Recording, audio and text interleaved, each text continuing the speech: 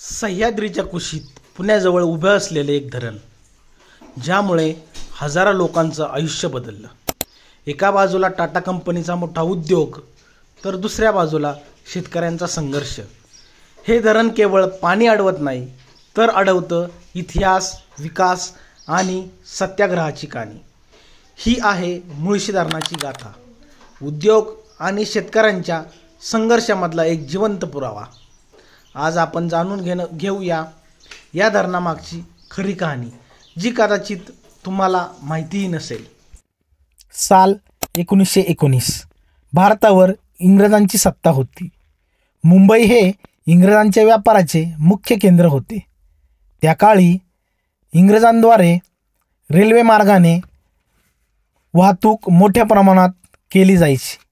यातच भारतात औद्योगिक क्रांतीला सुरुवात झाली।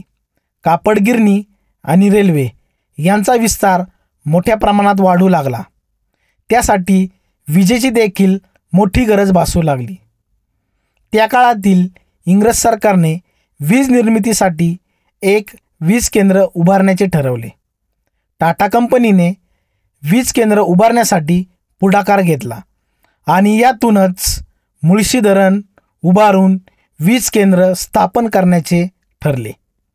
1920 साली वीज निर्मिती केंद्रासाठी टाटा कंपनीने मुळशी खोऱ्यातील जागा निश्चित केली। भरपूर पाऊस, घनदाट जंगल आणि खडकाळ जमीन हे सर्व धरण निर्मितीसाठी अनुकूल होते। त्यासाठी भूसंपादनाचे काम देखील चालू झाले। या भूसंपादनात 52 गावे विस्थापित झाली, ज्यासाठी तब्बल 15,073 एकर आणि 35 गुंठे जमीन संपादित करण्यात आली, ज्याची भरपाई 27,55,082 रुपये इतकी होती। तर घरं, झाडं आणि मंदिरासाठी 3,77,403 रुपये देण्यात आले।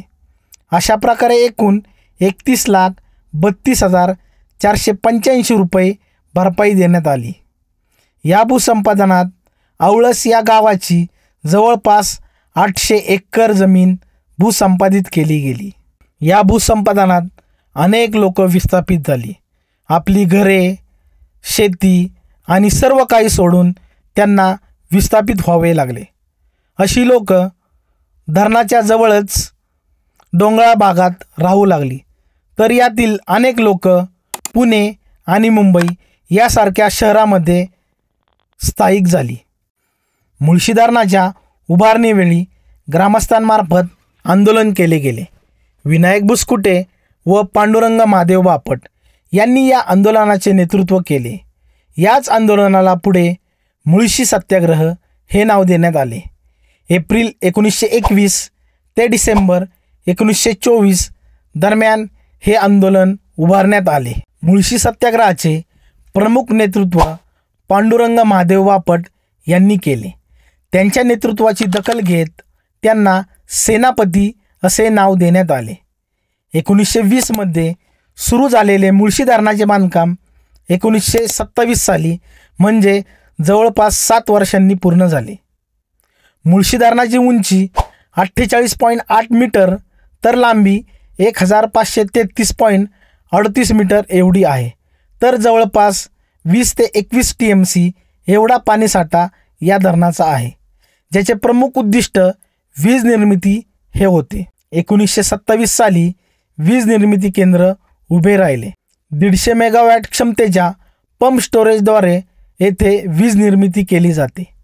मुळशी धरणापासूनच जवळ असलेल्या तामिनी घाटातील डोंगरवाडी येथून जलाशयातील पाणी वीज निर्मितीसाठी बिरा पॉवर हाऊसमध्ये वळवले गेले आणि तेथे वीज तयार करून ही वीज मुंबईला नेली गेली।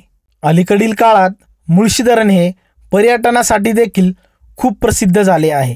अनेक लोक या धरणाला भेट देतात। पण हे धरण फक्त सौंदर्य नाही, तर ती एक जखम आहे, जी अनेक पिढ्यांनी सोसली आहे। आजही अनेक लोकांना त्यांचा नुकसान भरपाईचा मोबदला मिळालेला नाही। ही होती मुळशी धरणाची कधी न ऐकलेली कहाणी। जर ही माहिती आपणास आवडली असेल तर द मराठी स्टोरी टेलर या यूट्यूब चॅनेलला लाईक, सबस्क्राईब आणि शेअर करा आणि आपली प्रतिक्रिया कमेंटमध्ये नक्की कळवा. धन्यवाद.